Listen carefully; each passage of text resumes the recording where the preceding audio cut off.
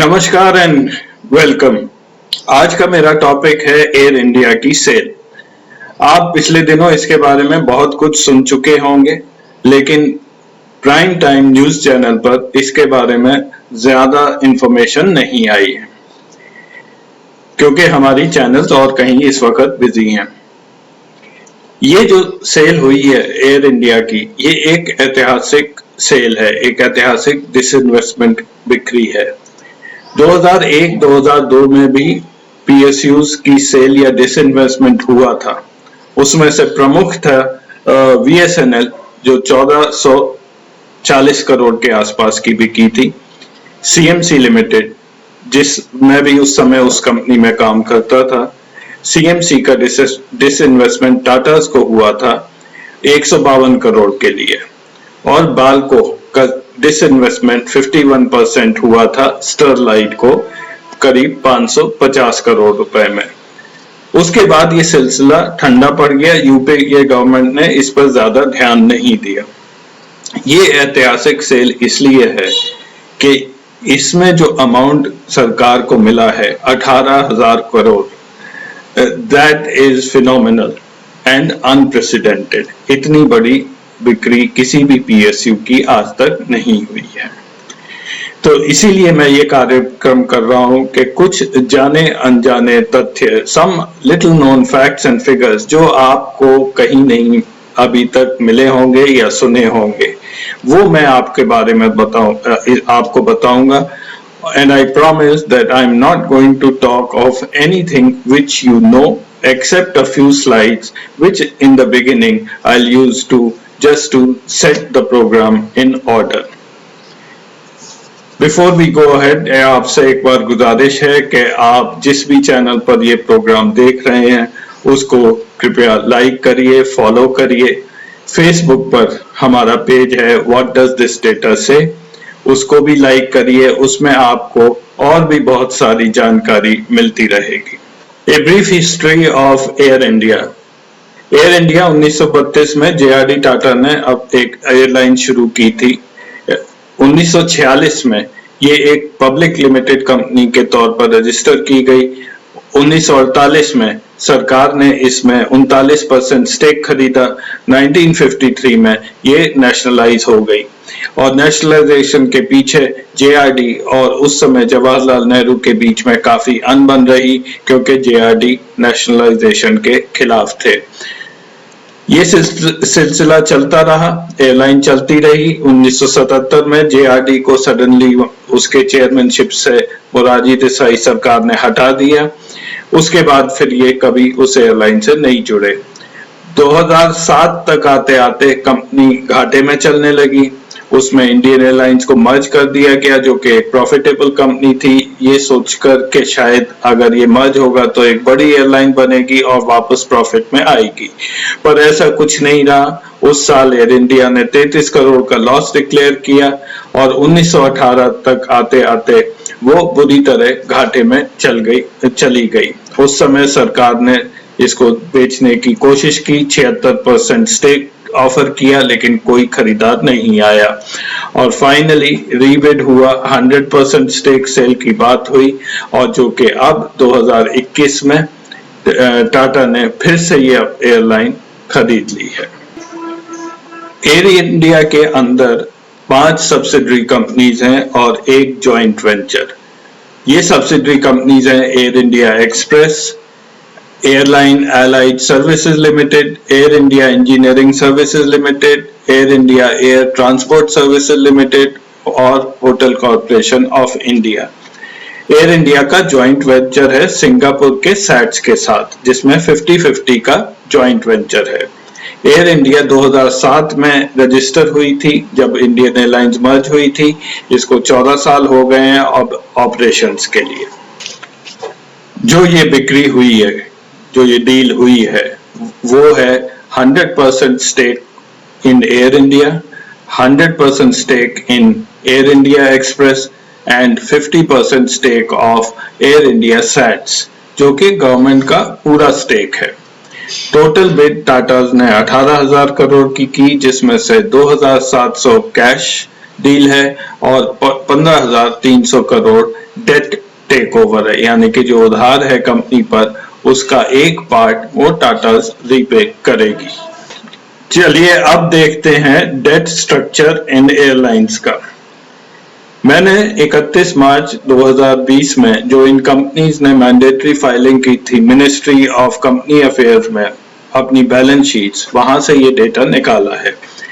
31 मार्च 2020 में combined date इन तीनों companies की थी 49,834 करोड़, लगभग 50,000 करोड़ के आसपास, जिसमें से 46,700 करोड़ एयर इंडिया की थी और 2,582 करोड़ एयर इंडिया एक्सप्रेस और 550 करोड़ एयर इंडिया सैट्स। ये थोड़ा चौंका देने वाली बात भी है कि एयर इंडिया सैट्स, जो कि कहा जाता है एक प्रॉफिटेबल कंपनी है, उसके लिए भी सरकार ने उधार लिए हुए हैं।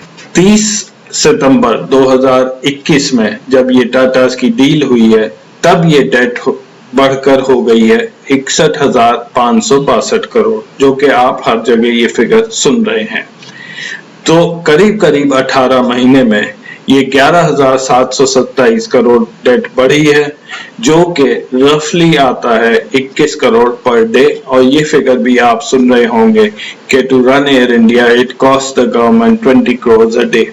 तो ये फिगर 20 करोड़ का यहां से आया है।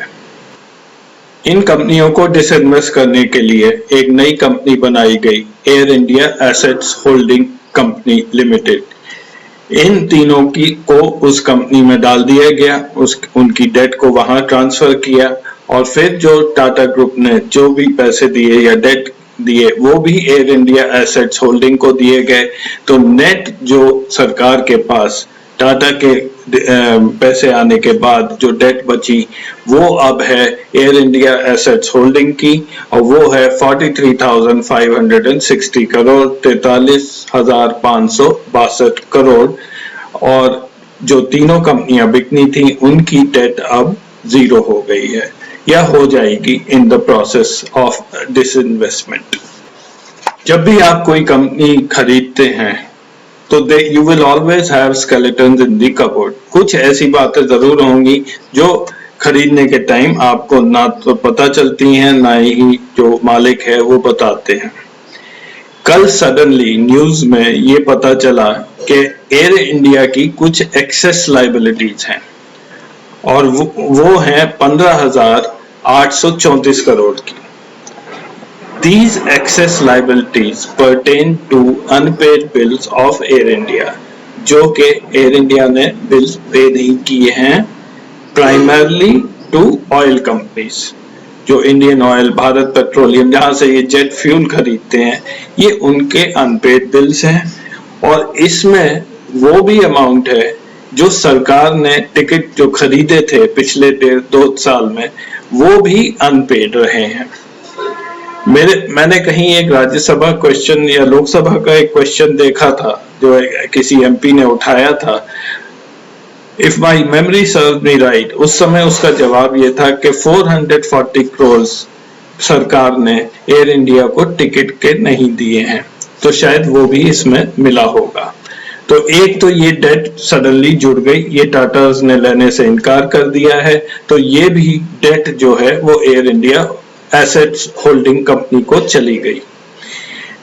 फिर एक और हमें बताया गया है कि कुछ नॉन कोर एसेट्स जो एयर इंडिया के थे, जिनकी मॉनेटरी वैल्यू जो है वो 14,718 करोड़ मानी गई है, तो वो भी जो है एयर इंडिया एसेट्स होल्डिंग को गए। तो ये जोड़ तोड़ करने के बाद नेट डेट जो इस वक्त और अगर आगे नहीं कुछ जुड़ता है वो डेट है 44,678 crore, 44,678 crores. So what is the net deal? In the end, when the transaction is done and dusted, the government of India will be left with a debt of 44,678 crores. ये अमाउंट जो है पहले air India की books में था, अब जो नई कंपनी है उसकी बुक्स में है, लेकिन लायबिलिटी सरकार ने ले ली है, ये सरकार को वापस करनी पड़ेगी। Tata will be saddled with a debt of 15,300 crores and they are less by cash of 2,700 crores. Cash payment 2,700 crore की है और डेट टाटास को 15,300 करोड़ की उठानी पड़ी है। जस्ट अ रिमाइंडर, मैं याद दिला दूं कि ये डेट जो फिगर्स हैं ये कोई नोशनल फिगर्स नहीं है, ये उधार का पैसा है जो कि दोनों पार्टीज को आगे चुकाना पड़ेगा। तो इस डील में टाटास को क्या मिला, let us go through one by one, एक एक करके देखते हैं। सबसे पहले हवाई जहाज मिले, 127 हवाई जहाज एयर इंडिया के, जिसमें से 59 उनके खुद के हैं और 58 जो है लीज पे हैं। ये हवाई जहाज प्राइमरली बोइंग 747, बोइंग 777 और एयरबस 320 है। उसके अलावा उनको मिले हैं 25 एयरक्राफ्ट जो हैं वो एयर इंडिया एक्सप्रेस के हैं, जिसमें 17 जो हैं वो कंपनी के खुद के हैं और 8 जो हैं लीज पर है। नंबर 2 पर टाटास को मिले हैं एयर इंडिया का पूरा जो ट्रेनिंग एस्टेब्लिशमेंट है। एक सेंट्रल ट्रेनिंग एस्टेब्लिशमेंट है हैदराबाद में एयर इंडिया का, जहां पे एयरक्राफ्ट सिमुलेटर्स हैं, पूरा ट्रेनिंग स्कूल है, यहाँ पे तरह तरह के कोर्सेज दिए जाते हैं। इनफैक्ट यहाँ पे पायलट्स का टाइप सर्टिफिकेशन भी होता है एयरबस 320 के लिए, जो कि एक एक्सपेंसिव चीज है अगर आप बाहर भेजेंगे पायलट्स को। तो टाटास के लिए ये एक बहुत बड़ी फैसिलिटी उनको मिली है। Just to let you know, a simulator costs today in the range of 75 to 100 crore rupees, जो कि Airbus 320 का सिमुलेटर है। नंबर 3 पर है फ्लाइंग राइड्स एंड स्लॉट्स। यहाँ पर मैं दिखा रहा हूँ 2019 और 20 का डेटा, जो कि इंडियन एयरलाइन ने कितनी फ्लाइट्स पर वीक की हैं। ये टोटल मिलाकर इन्होंने एयरलाइन ने 444 फ्लाइट्स विंटर ऑफ 2019 में की और समर ऑफ 2019 में उससे भी कम की हैं। ये मैं इसलिए दिखा रहा हूं कि नेक्स्ट स्लाइड में मैं ये किसी और फिगर से कंपेयर करूंगा। Tatas will now have control of Air India's 4,400 domestic and 1,800 international landing and parking slots at domestic airports. इसके अलावा 900 स्लॉट्स हैं एयर इंडिया की देश से बाहर। पिछले साइड में आपने देखा ये यूटिलाइज कर रहे हैं रफली आधा, that means there is a 50% capacity under utilization. उसके कई कारण हैं, I will not get into that here, but Tatas will definitely get an great advantage of getting access to these slots, चाहे वो देश के अंदर हो या देश के बाहर हो। Just to let you know कि हीथ्रो का एक स्लॉट जो है जहां पे आप लैंडिंग राइट है, ओमान एयर ने सबसे महंगा खरीदा है $75 मिलियन में। ये एक रिकॉर्ड था जो कि उन्होंने कीनिया एयरवेज को ये अमाउंट पे किया था। तो इस तरह से एयर इंडिया के पास 5 स्लॉट्स हैं हीथ्रो पर, जिसमें से शायद दिन के 2 ही यूटिलाइज हो रहे हैं। तो there is a enormous amount of potential, and if Tata decides to monetize any of these slot, which I think they will not, but then there is a huge amount of monetization value as well. There is a general perception that Air India is overstaffed, कि air India में बहुत ज्यादा employees हैं, और ये perception मैं यहाँ दूर करना चाहता हूँ। एयर इंडिया में करीब 12,000 एम्प्लॉइज हैं, जिसमें से 8,000 परमानेंट हैं और 4,000 कॉन्ट्रैक्ट पर हैं। इसके अलावा एयर इंडिया एक्सप्रेस में 1,434 एम्प्लॉइज हैं। अगर आप ये फिगर उनके नंबर ऑफ जहाज से आप डिवाइड करें तो एयर इंडिया का जो है पर एयरक्राफ्ट 95 पीपल हैं और एयर इंडिया एक्सप्रेस के 160 हैं। जो जनरल एक रेशियो होता है, जैसे आपने लुफ्थांसा में 38,000 एम्प्लॉइज हैं, पर एयरक्राफ्ट उनके करीब 300 एम्प्लॉइज हैं, और सिंगापुर एयरवेज के पर एयरक्राफ्ट 140 एम्प्लॉइज हैं। ब्रिटिश एयरवेज के पर एयरक्राफ्ट 178 एम्प्लॉइज हैं। और अगर आप हमारे बगल के देश को देखें जो which is the worst in the aviation sector, उनके 500 एम्प्लॉइज हैं पर एयरक्राफ्ट। तो air India has done a commendable job before the sale. उन्होंने काफी इस पर काम किया है और अपना एम्प्लॉइज का रिस्ट्रक्चरिंग हुआ है और जो है it is not over staff. In fact Tatas is all set to gain. इसमें से आधे से ज्यादा फ्लाइंग स्टाफ है, जो फ्लाइंग क्रू होता है, पायलट्स और एयर होस्टेस जो होते हैं, इनको बनाने के लिए या बहुत बड़ा खर्चा होता है। और ये आपको बैठे बैठे अगर 4-5 हजार फ्लाइंग क्रू मिल रहा है, there is nothing better that you can ever desire for. Tatas also get the advantage of the code share agreements. Air India जो है वो स्टार अलायंस का मेंबर है। वो 25 से ज्यादा एयरलाइंस हैं, उनके समझौते हैं जहाँ पे वो पैसेंजर्स की अदला बदली करते हैं, कोड शेयर एग्रीमेंट से। ये पूरा अब टाटास को मिलेगा। उनका ही एडवांटेज है कि विस्तारा को अगर इसमें जोड़ दें तो दोनों एयरलाइंस का यहाँ पर बेनिफिट होगा। Just to let you know, a Boeing 777 today costs about 350 million। करीब एक Boeing 777 की कीमत 2,500 करोड़ से 3,000 करोड़ के बीच में होती है। जो अभी हम लोगों ने जो VIP Boeing 777 खरीदे हैं, उस हर एक जहाज की कीमत 8,400 करोड़ है, क्योंकि उसमें बहुत कुछ एडिशनल फीचर्स दिए गए हैं। एक तरह से देखा जाए तो टाटास को एयर इंडिया जो है कुल 7 बोइंग 777 बोइंग 777 की कॉस्ट में इनको ये पूरी एयरलाइन मिल गई है। Next we talk about the market share. Air India और एयर इंडिया एक्सप्रेस खरीदने के बाद टाटा ग्रुप का जो मार्केट शेयर है वो करीब 17% हो जाएगा और ये देश में as a group number 2 position पर आ जाएगा। पहला इंडिगो है। अभी तक इंडिविजुअली एयर इंडिया और एयर इंडिया एक्सप्रेस का मार्केट शेयर 10% था। इसमें विस्तारा का 7% जोड़ दीजिए और थोड़ा बहुत एयर एशिया का।